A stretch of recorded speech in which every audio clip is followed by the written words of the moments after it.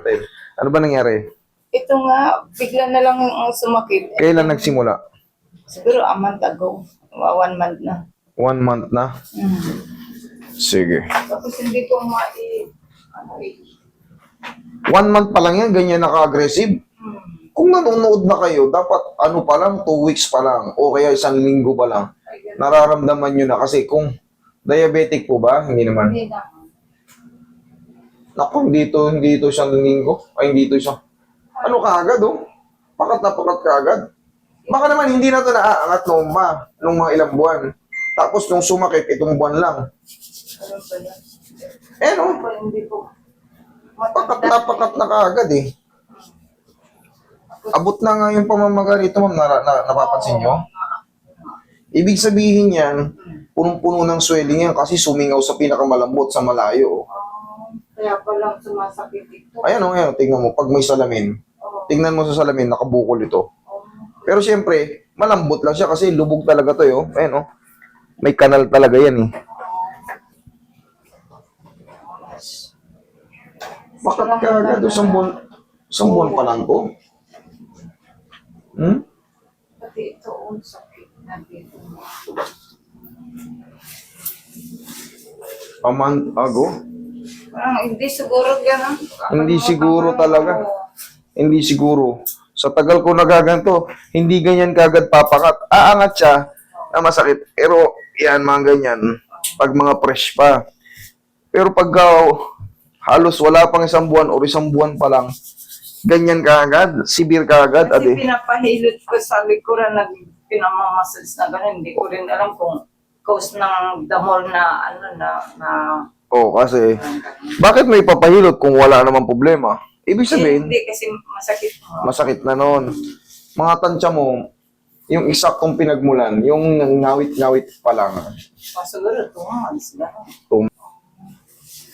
Possible na subchromial bursitis and adhesive capsulitis na kagad yan. Dalawang pag-inano yan. Iyan naman ang pangkaraniwan, ha.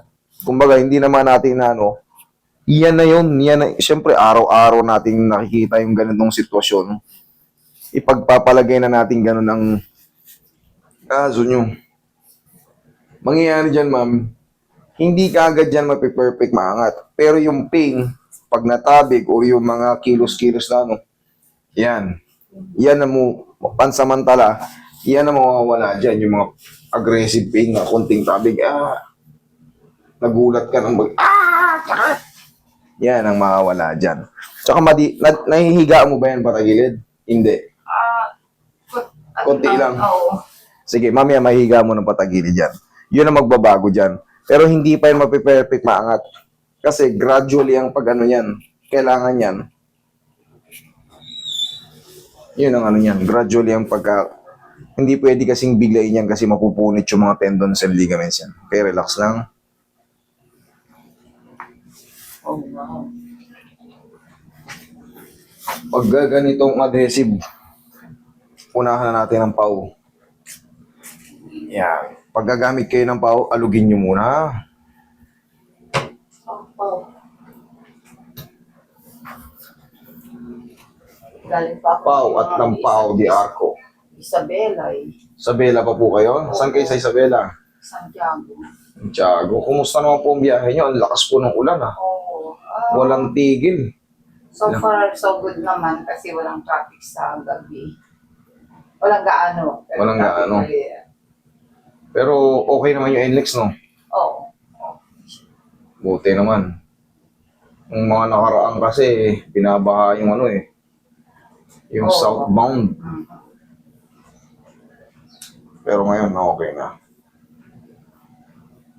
Alos hindi ako makatulog sa sakit. Yun ang mawawala.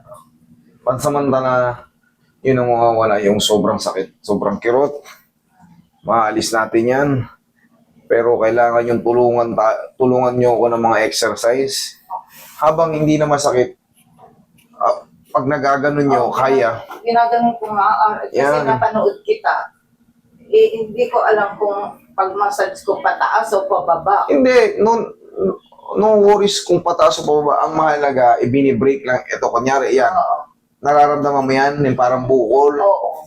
Kahit pataas o pababa, basta ang massage yan, parang ganito lang, oh. Nadidiinan siya, pero never kang aaray. Ganyan, oh. Hindi yung di na diin. Okay. Yan, ganyan-ganyan lang ang massage yan.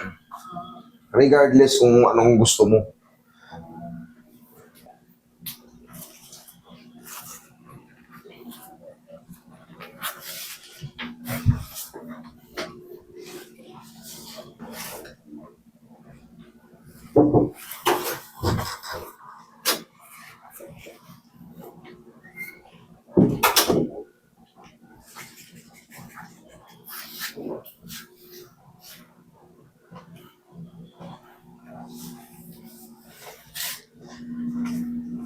Relax lang po, ah.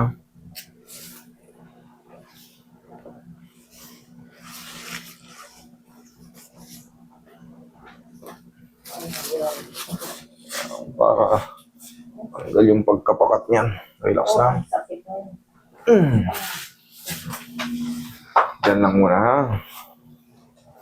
Maulan, mag-iingat ang bawat isa.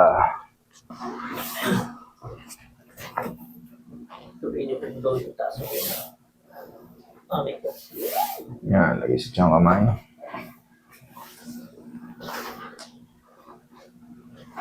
Relax na.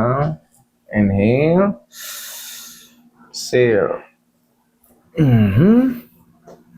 Okay, upo.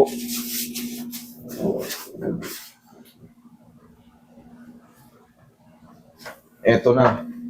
Ang pinakamahalagang bahagi Ang buhay. ng adjustment. I know, I see it in the video. Okay, relax lang. Tulungan mo ako, tulungan mo ako. Ouch! Oh my God! Okay. Ay, Ganun nyo lang. oh. Yan.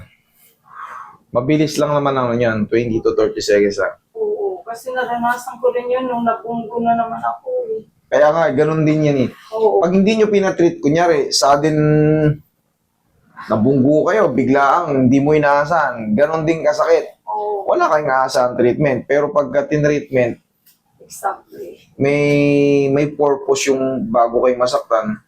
At naipapaliwanag naman natin kung gaano katagal yung mararamdaman yung pain. Yeah. Last na to. Ito na yung pinaka-last. So, Oh my God. Another bit. bear with us. Okay, relax. Alright, just help me, okay? Thank Yes. you. Ouch! Ouch! Thank you. Kaya. Lord have mercy. Tapos ano na lang, hatak na lang yan. Ay, gano'n. Hindi na masakit to, itong ganito. Oh. Kailangan natin to eh. Oh my God, Lord. Ano mo, relax na, huwag mong lalabanan. Hindi na masakit to. Oh, yan lang dyan. Kaya ba? Oh, Hold on a little bit. oh sige. Ouch, okay. Ouch! Oh my God! Jesus Christ! Okay, Ouch! thank you. Aray ko! Oh. Oh my God! Kailangan kasi matanggal yung pagkapakato. Tinuse ko lang ng konti Oh. para yun dun sa glenoid labrum, maalis yung pagkapakat ng head humerus. Kasi, wala na, kita nyo naman. Oh my God! Pero mamaya, ang benefits ito, kahit baldug-baldugin mo na to, pwede mo na rin tong itiin. Hold on. Para... Okay. Okay? Kaya? I try. Kaya? Hindi, inuunat lang natin. Kaya? Pag hindi kaya, sabihin mo, babibitaan ko. Kaya pa? Kaya pa. Kaya pa? A little bit pain. Yan. Okay, a little bit pain. Yan. Kaya It's pa? painful. 1, 2, 3. Pag it's painful na, 1, 2, 3, 1, 2, 3. Para mainat na yung mga deltoid muscle and bicep. Okay. Kasi very stiff na yan, very tight. Yeah, So, yun na. We have to stretch. Okay.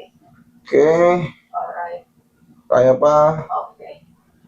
Kaya pa? Okay. Yan. Okay. Yan. Alright. Okay. Lord have mercy. Yan. Ito medyo masakit na. 1, 2, 3. Okay. Okay. Unti-unti natin para hindi ma-rupture yung... Okay Okay na, okay na. Wala nang, lakasan natin ha. Teka, huwag mo. Kaya ba? Okay. Pakabila. Kaya. A little bit pain though.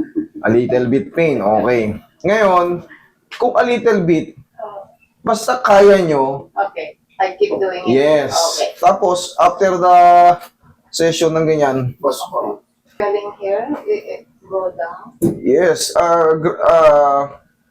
gradually din ang ano niyan. Kasi dito, bago tayo magsimula, makikita mo, namamaga na yung dito mo, ma'am. Oo nga.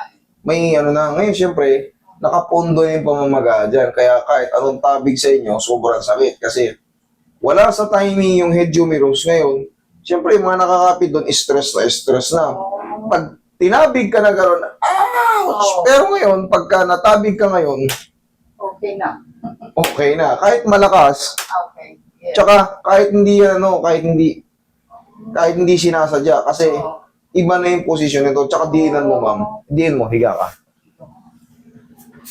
Oh, okay na nga. Oh, sabi ko sa inyo eh, once na ma-timing yung head humerus, pero ma'am, may pain pa rin talaga yan kasi nga, underswelling yan. Pero, sa bawat araw na lumilipas, may aasahan tayong healing process. Hindi lang muna natin maasahan yung, honestly speaking, hindi lang muna natin maasahan yung bibigay nating angat. Oh, sige. I just Yung, yan, ganito ma'am, mukapit ka sa grills. Okay. Kaya pa, may pain na, 1, 2, 3. Ganon-ganon lang. Okay. Para at least, gradually talagang nakaka-recover, hindi punit ka agad. Oh.